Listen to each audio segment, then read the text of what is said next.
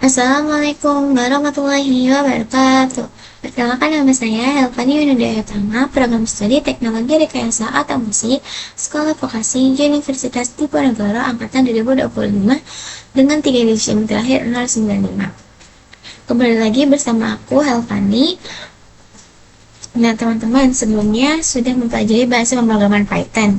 Kita melakukan proses pengkodaannya itu menggunakan website Replit yang dimana hal tersebut atau website tersebut dapat kita katakan sebagai online compiler yang dimana kita tidak membutuhkan instalasi Python ataupun bahasa pemrograman lainnya untuk melakukan proses pengkodaan. Mulai saat ini, kita akan mencobanya menginstal Python dan juga beberapa kode editor lainnya di perangkat kita masing-masing agar kita dapat melakukan pengkodaan lebih kompleks lagi. Jadi kita tidak akan menggunakan website yang berbasis online compiler, melainkan kita akan menggunakan kode editor. Untuk menggunakan kode editor, tentunya kita harus menginstalnya. Kita harus menginstal kode editor tersebut ataupun juga bahasa pemrograman yang kita inginkan.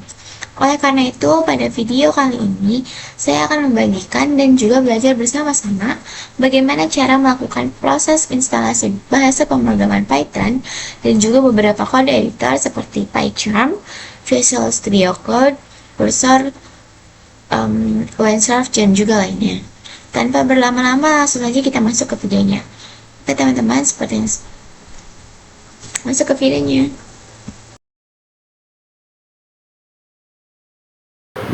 Baik teman-teman, di sini saya sudah membuka web browser baru yang dimana sudah terbuka beberapa tab di sini. Di sini saya membuka tab Python, website Python untuk menginstal bahasa pemrograman Python dan juga PyCharm, Visual Studio Code, Cursor, dan terakhir adalah OneSurf. Tanpa berlama-lama, langsung kita menginstal Python. Nah, sebelum itu saya akan mengecek apakah perangkat saya ini sudah terinstall Python atau belum. Nah, teman-teman dapat mengecek apakah teman-teman itu sudah menginstal Python atau belum menggunakan CMD atau command prompt. Teman-teman dapat mengetikkan baris perintah Python -version. -version, langsung di enter saja. Nah, di sini terdapat output -version. Kemudian di sini terdapat output dan dikatakan Python was not found. Run without argument to install from the Microsoft Store, bla bla bla bla. Dapat dilihat bahwa perangkat saya ini belum memiliki Python ataupun belum terinstall bahasa pemrograman Python. Oleh karena itu, langsung saja kita install bersama-sama. Teman-teman dapat mengunjungi website resminya yaitu python .org. Lalu kemudian ke bagian downloads, dan jika teman-teman scroll ke bawah itu dapat terlihat beberapa versi yang ada berdasarkan release date, yang dimana di situ terakhir ataupun paling atas dikatakan release date terakhirnya itu 14 Oktober 2025 pada versi 3.13.9. Dapat teman-teman juga gunakan versi sebelum-sebelumnya dikarenakan pengetahuan saya terdapat beberapa library eksternal yang tidak dapat digunakan pada versi tertentu. Misalnya di sini kita menggunakan versi terbaru. Kita itu ingin membuka ataupun membuat program menggunakan library eksternal A. Nah, ternyata library eksternal A itu belum mendukung untuk versi terbaru ini. Otomatis teman-teman harus menggunakan versi sebelumnya. Namun di sini saya akan mendownload versi terbaru. Teman-teman dapat download di sini dengan versi 3.14.0, yang dimana di sini itu ada keterangan kalau versi Python 3.9 ke atas tidak bisa digunakan di Windows 7 ataupun sebelumnya yang lebih awal. Oh ya, disclaimer dulu. Di sini saya menggunakan OS atau operating sistem Windows. Jadi teman-teman dapat menyesuaikan apakah teman-teman menggunakan Windows, Linux ataupun macOS. Langsung saja kita download.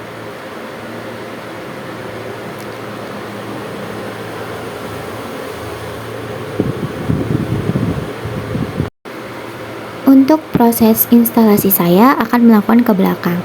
Di sini saya akan menginstal beberapa kode editor yang ada dulu seperti PyCharm, Visual Studio Code, Cursor, dan juga OneSurf. Langsung aja kita di sini download untuk PyCharm-nya. Teman-teman dapat mengunjungi URL berikut dan langsung saja klik download. Di sini, oke, di sini terdapat drop down. Apakah teman-teman itu menggunakan Windows? Menggunakan Windows biasa saja. Jika teman-teman menggunakan OS Linux ataupun macOS dapat menyesuaikan. Oke, di sini sudah ada pop-up. Thank you for downloading PyCharm. Dan di sini terdapat progres baru proses instalasi PyCharm itu sendiri. Sekalian menunggu, di sini saya akan menginstal yang lain untuk Visual Studio Code. Baik,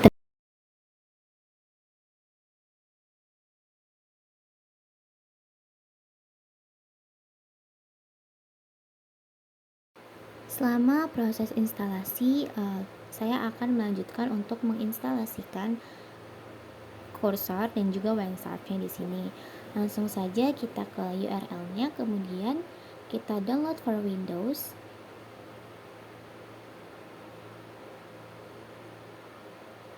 Dan kemudian kita tunggu kembali.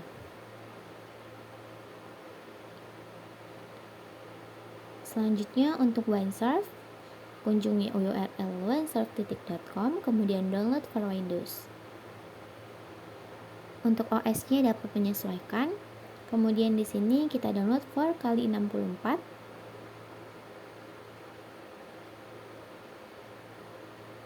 Di sini dapat dilihat unduhan-unduhan yang telah saya lakukan. Baik teman-teman, di sini juga dapat dilihat untuk Python-nya sudah terinstall. Sedangkan untuk editor PyCharm, VS Code, Cursor, dan juga WinSurf sedang dalam proses. Kita tunggu saja. Langsung saja kita akan masuk untuk instalasi dari program bahasa pemrograman Python itu sendiri.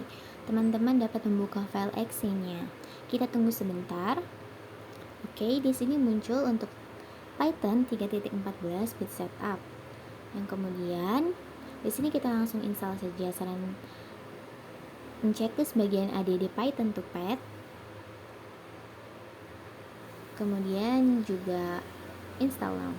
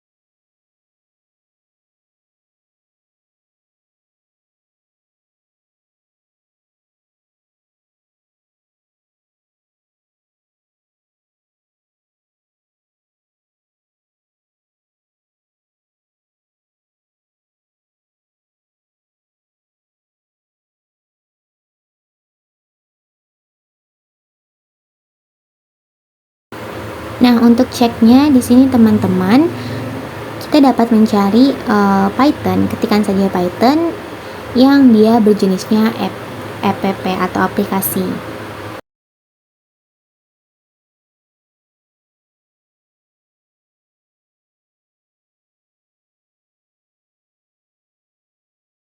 Di sini jika teman-teman membuka Python 3.14 ataupun versi yang teman-teman install, munculnya dia akan berbasis terminal ataupun command prompt seperti ini. Nah, teman-teman bisa melakukan proses pengkodean Python di sini. Di sini saya sebagai testing akan mencetak hello world saja ya teman-teman. Kemudian dia telah menjalankan programnya dan outputnya itu adalah hello world. Nah, di sini untuk mengecek apakah itu sudah benar-benar terinstall atau belum, teman-teman dapat melakukan seperti cara yang awal tadi, yaitu menggunakan command prompt. Di sini teman-teman langsung saja searching untuk cmd ataupun command prompt, lalu teman-teman buka, ketikkan kembali perintah python -- version.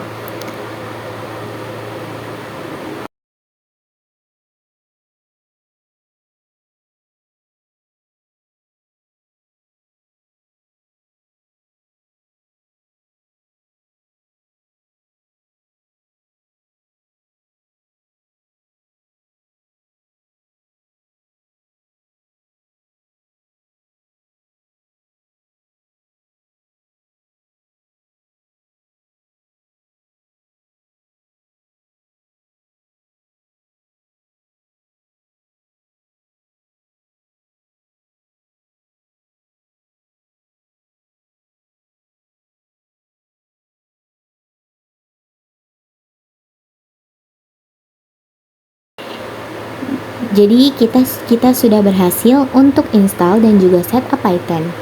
Di sini selanjutnya saya akan menunjukkan bagaimana proses setup dan juga konfigurasi dari PyCharm itu sendiri.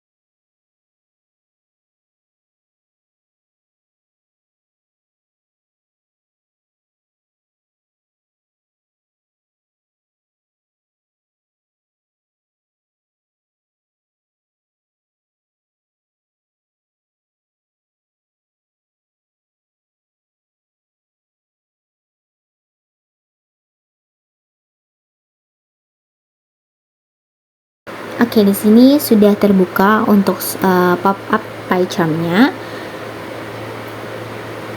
Di sini kita next aja untuk bagian depan.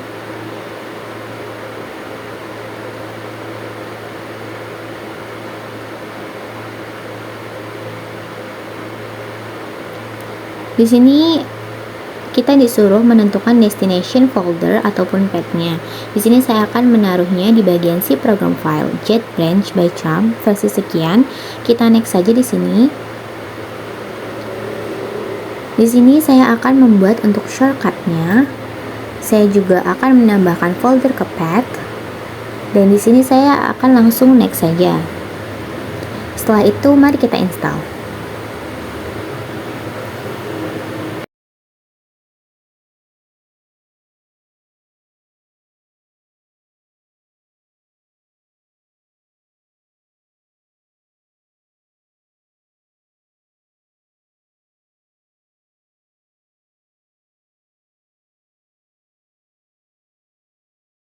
Oke, baik. Di sini muncul untuk pop-up-nya lagi. Kita hanya perlu memencet confirm atau accept sebagai sebuah agreement. Kemudian kita lanjut continue.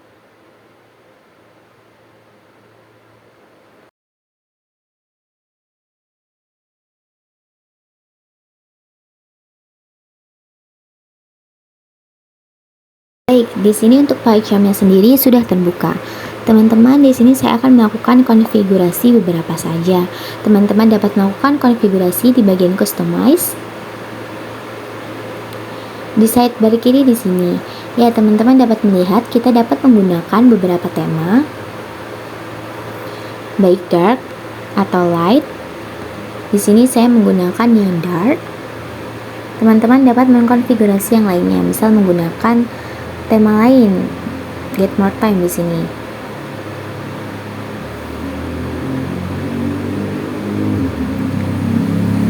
Teman-teman bisa mendownload tema sesuai yang teman-teman inginkan atau menginstal tema yang sesuai teman-teman inginkan, atau teman-teman konfigurasi sendiri. Kemudian di sini saya juga akan merubah untuk custom fontnya.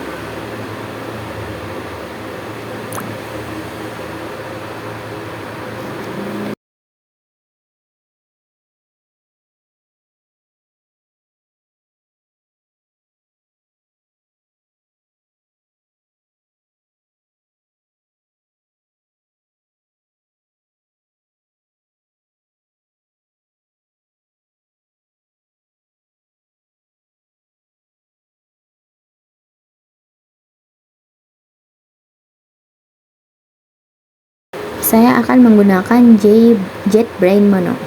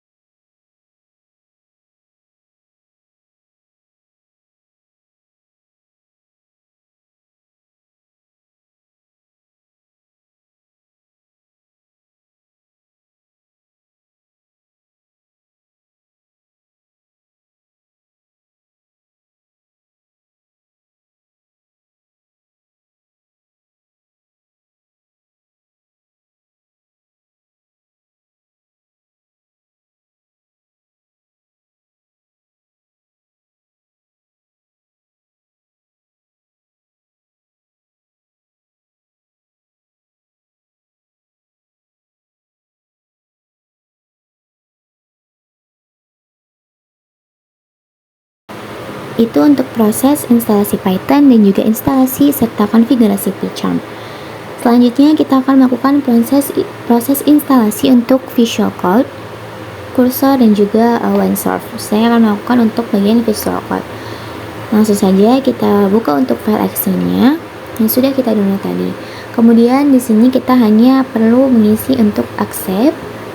Di sini juga dapat destination location. Saya akan menggunakan defaultnya saja. Kemudian di sini bisa kita next. Oke, saya akan membuat desktop icon. Di sini path-nya sudah tercentang, jadi otomatis sudah ditambahkan. Kita next terakhir kita install. Oke, di sini dia masih preparing to install.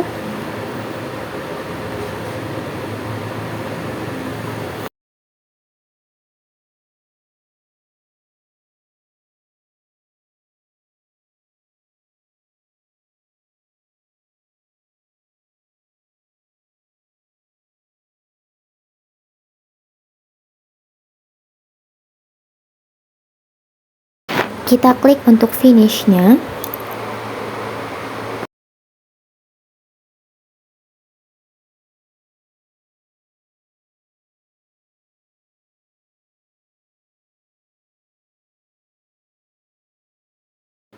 Teman-teman, kita sudah berhasil untuk menginstal Visual Studio Code.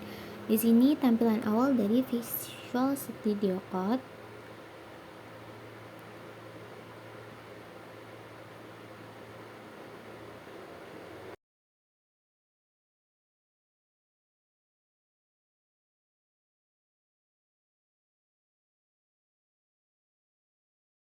Sebelah kiri ada file explore, ada search, ada ekstensi, dan juga lainnya. Untuk di kanan juga terdapat agent bot atau chatbot yang dapat membantu kita saat melakukan proses pengkodean.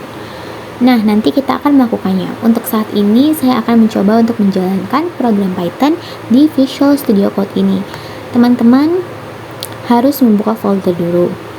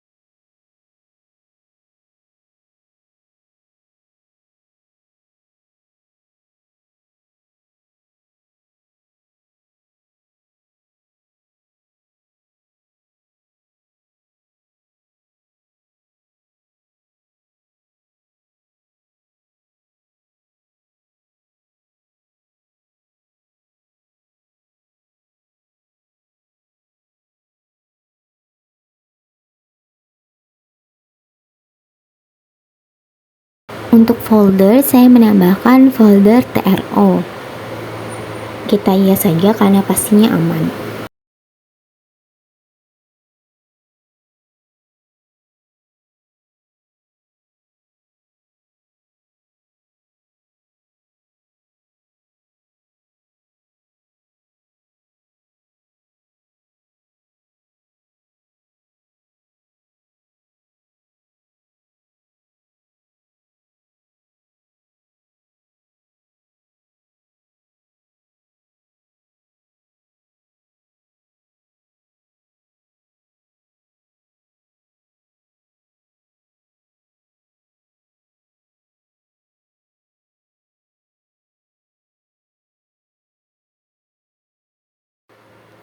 Teman-teman, di kanan bawah terdapat pop-up.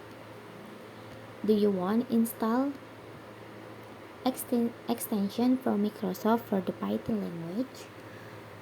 Di sini kita harus melakukan proses instalasi extension Python. Teman-teman dapat beralih ke sebelah kiri bawah dengan bentuk extension, teman-teman di sini dapat mengetikkan bagian Python. Di sini langsung muncul bagian populer, atau misalkan tidak muncul, teman-teman dapat mengklik mengetikkan Python.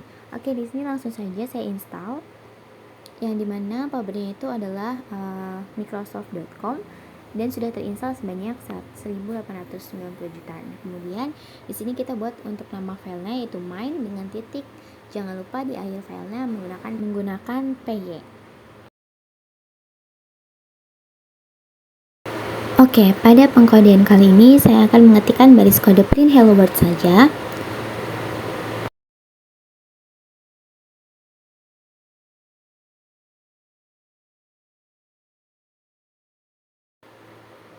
Kemudian kita tekan untuk tombol run-nya. Di sini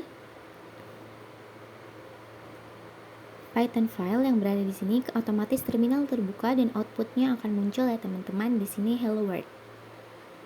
Oke, selanjutnya di sini masih ada 2 tahapan yang harus kita selesaikan, yaitu instalasi dan juga setup untuk kursor dan juga OneServe. Langsung saja di sini pertama-tama kita buka untuk melakukan instalasi pada kursor. Kita buka untuk file exe-nya yang sudah kita download tadi. Kemudian kita ketik untuk agree-nya.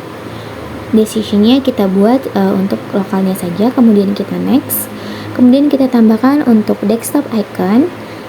Di sini juga sudah otomatis menambahkan ke dalam pad, dimana kita bisa langsung saja untuk next. Kemudian install.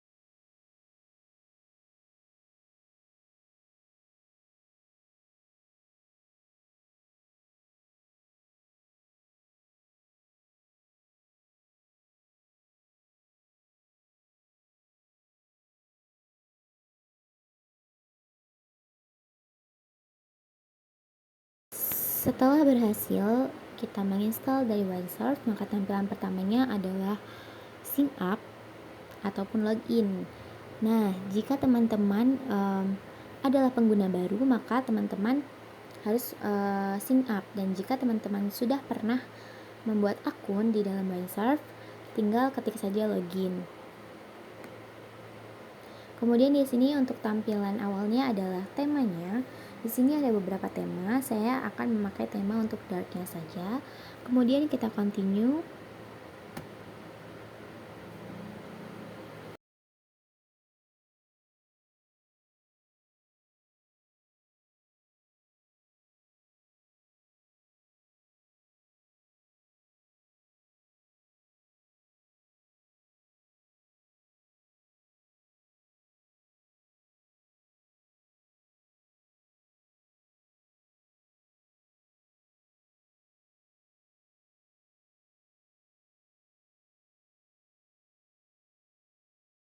Untuk tampilannya tidak jauh beda dengan VS Code, kita harus memasukkan untuk foldernya. Kita tambah untuk folder yang tadi sudah saya masukkan di dalam VS Code.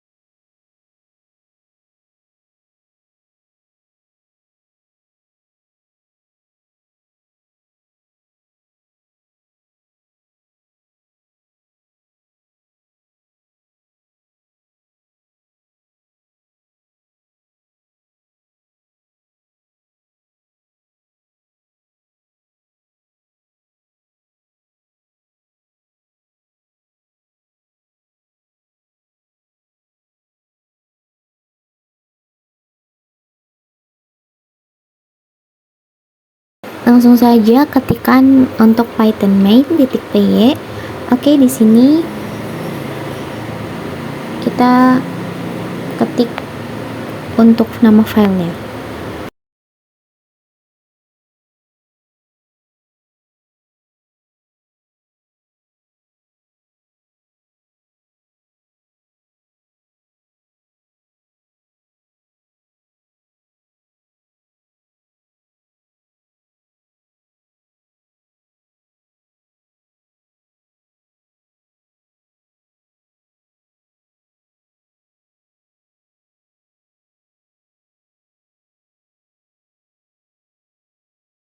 Oke, di sini terdapat bar notif untuk menginstal dari extensionnya Python. Kita pencet saja atau bisa ke dalam extensionnya. Di sini teman-teman dapat mengetikkan Python di bagian bar extension. Kemudian kita choose and accept. Kemudian kita install untuk extension dari Pythonnya. Di sini dapat dilihat untuk progres penginstalisasinya.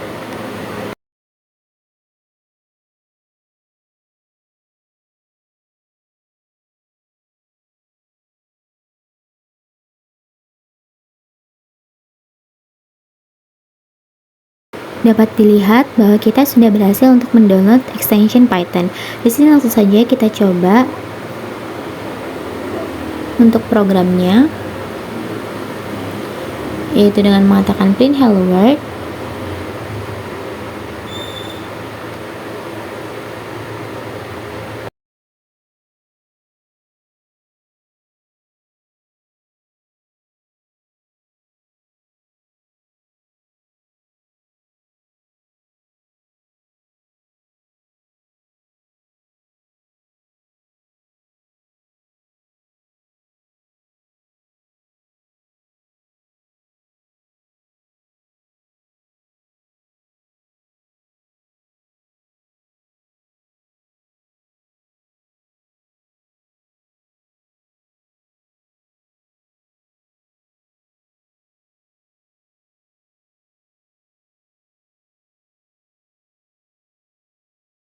Di sini langsung saja kita run programnya dengan mengetik py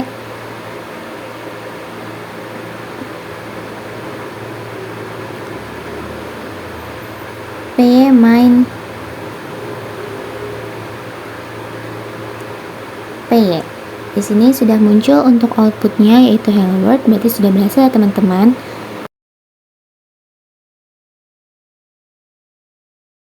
Dan yang terakhir, kita akan mencoba untuk menginstal bagian AI pada editor dari OneServe itu sendiri. Langsung saja di sini kita buka untuk file exe-nya.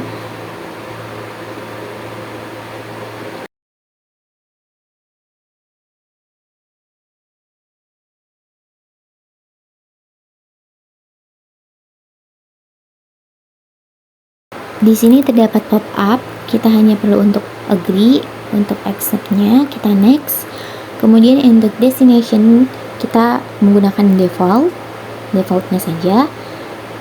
Kemudian kita next kembali untuk bagian ini. Kemudian kita untuk membuat desktop icon, di sini juga sudah otomatis akan menambahkan ke dalam path ya. Kemudian kita next lagi dan install.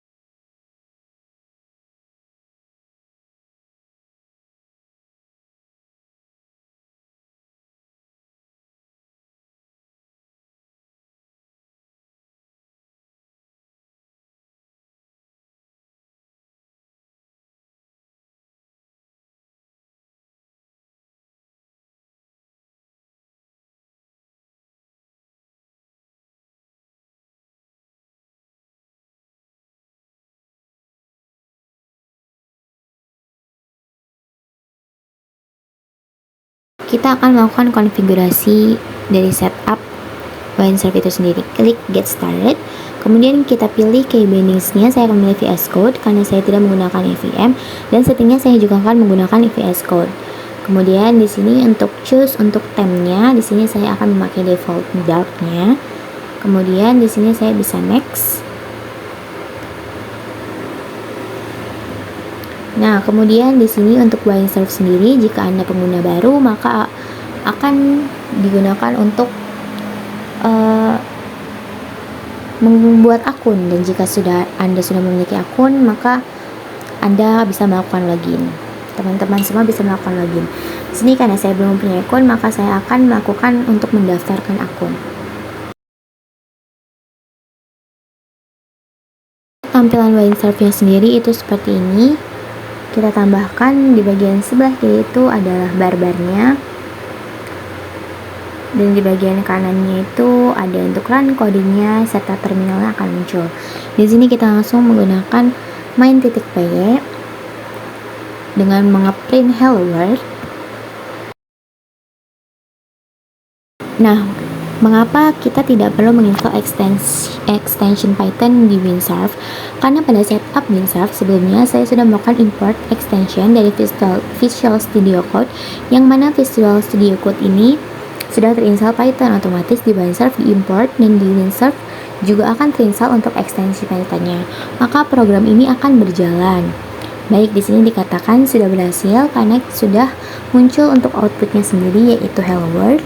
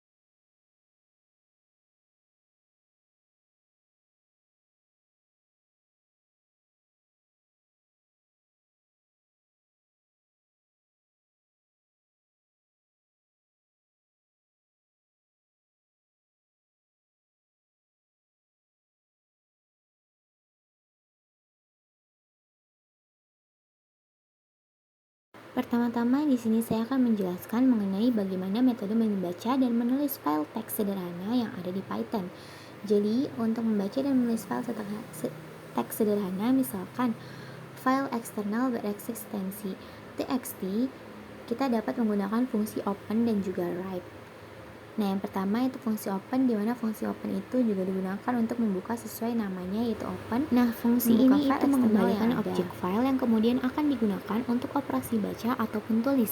Nah, sintaknya dasarnya itu adalah seperti berikut. File objeknya, nama variabelnya, file objek sama dengan open, yang di dalamnya itu terdapat dua parameter, yaitu operator name file dan juga mode, di mana operator nama file itu adalah nama file ataupun padal dari file itu sendiri. Misalkan di sini kita file eksternalnya adalah data txt maupun yang lainnya atau teks txt. Nah, untuk parameter keduanya adalah parameter mode, yang dimana parameter mode itu terdiri dari beberapa mode. Sini saya akan membuat tabelnya yang dimana terdapat 4 mode, yaitu mode W, A, W+, dan juga A+, yang dimana metode W itu adalah metode WR yang fungsinya.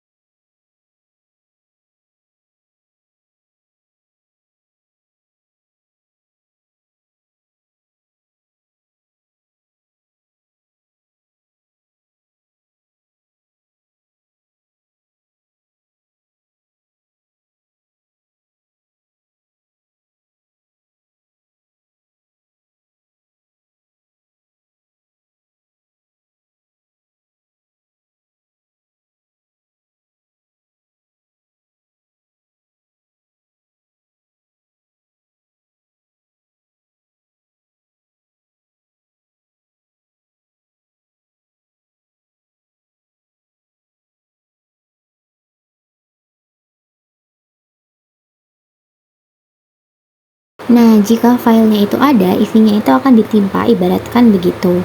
Misalnya di file bernama data.txt itu ada 4 baris string, kemudian kita menggunakan metode EWR, ini otomatis isinya akan dihapus ataupun akan ditimpa. Jika tidak ada file barunya, itu akan dibuat. Misalkan kita menggunakan mode WR dan nama filenya itu adalah text.txt, kita belum membuat file text.txt, namun kita sudah menurunkan file Python yang ada di dalamnya. Otomatis file text.txt barusan akan dibuat oleh sistem. Nah, lalu selanjutnya untuk mode A ataupun append, yang dimana itu digunakan untuk menambahkan data barunya, itu akan ditulis di akhir file. Nah, jika tidak ada file barunya, untuk bagian modul W plus dan juga A plus sama-sama saja, namun itu memiliki kelebihan, yaitu dapat membaca. Berarti dia bisa menulis dan juga membaca. Di sini sudah terlihat untuk outputnya mengikuti untuk teks dari txt tersebut atau file dari txt tersebut. Maka di sini sudah dapat dikatakan berhasil untuk membuat file teks sederhana dalam bahasa pemrograman Python. Selanjutnya saya akan membahas mengenai library, di mana library itu diartikan dalam bahasa Indonesia artinya pustaka. Itu adalah seperti yang sudah saya katakan pada materi pendahuluan. Misalnya saya sudah membuat sebuah library, teman-teman dapat mengakses library yang telah saya buat. Jenis library itu ada dua, yaitu standard library dan juga third party library. Dimana jika standard library itu adalah library yang sudah terinstall ataupun dapat dikatakan library bawaan dari si Python itu sendiri.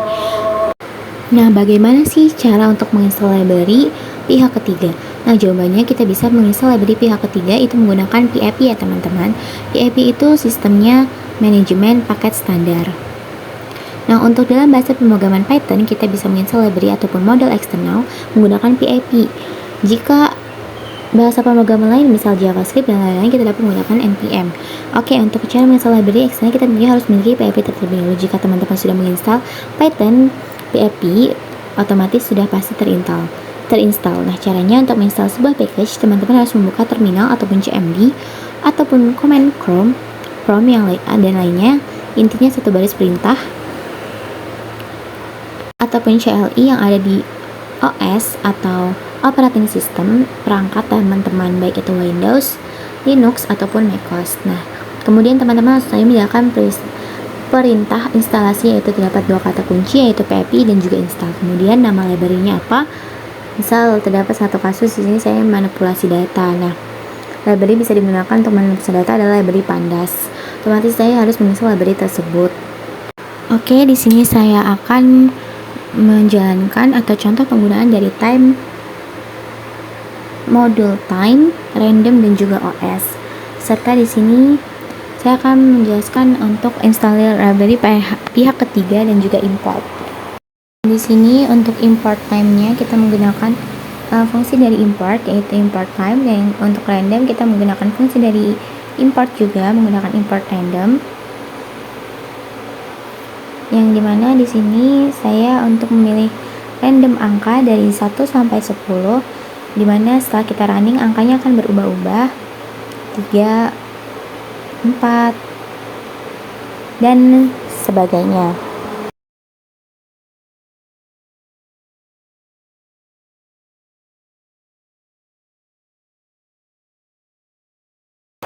Di sini juga dapat dilihat untuk bagian OS-nya, kita menggunakan fungsi dari import OS, yang kemudian di sini kita akan mencetak bagian-bagian yang sudah saya ketikkan di kode.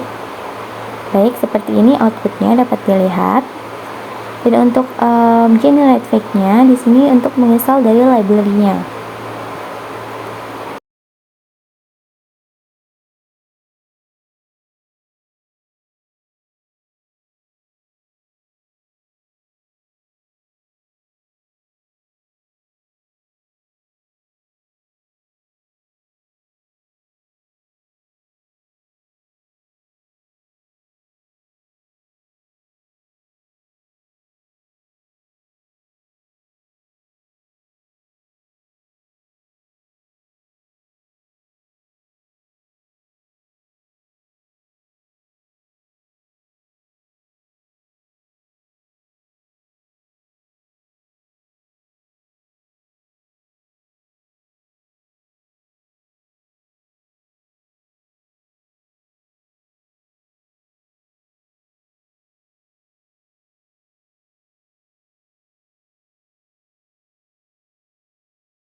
kita akan memanggil library-nya menggunakan php freeze, enter. Kemudian kita menambahkan untuk php install Faker, kemudian kita lanjut untuk klik enter.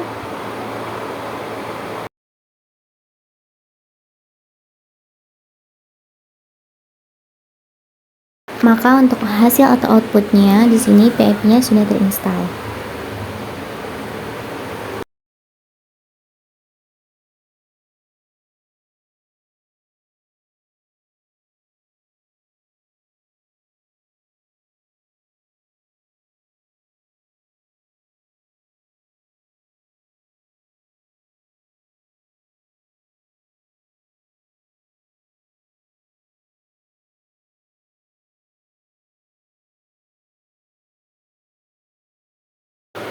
Di sini kita import library Faker itu sendiri, yang dimana Faker itu seperti yang sudah saya katakan menjadi kan data ataupun data palsu. Biasanya itu parameternya bersifat INUS kapital, yang dimana secara default itu menggunakan data dari luar negeri ataupun US. Nah, di sini kita bisa mendapatkan data Indonesia menggunakan parameter ID dalam bentuk kapital. Oke, di sini pemanggilannya cukup mudah. Untuk nama kita bisa menggunakan fake name. Alamat itu menggunakan address, phone number itu untuk phone number, dan email itu menggunakan parameter email. Nah, untuk lainnya teman-teman mungkin bisa cek di dokumentasi, mestinya kita bisa mendapatkan data apa saja. Begitu, sepertinya saya akan bahas mengenai data dulu untuk paragraf ke belakang. Langsung saja, di sini kita akan mendapatkan nama lengkap palsu yang dihasilkan. Ada nama lengkap, alamatnya, nomor telepon, emailnya. Nah, di sini kita ulang lagi akan menghasilkan mengenerate data yang berbeda lagi. Oke. Kemudian dan juga lainnya begitu. Oke, di sini saya akan menjadikan hal ini menjadi komentar. Kemudian yang baris ini akan saya eksekusi dan coba run. Oke, jadi mungkin saja sekian penjelasan bagaimana implementasi baik itu library time, random OS, dan juga terakhir library eksternal.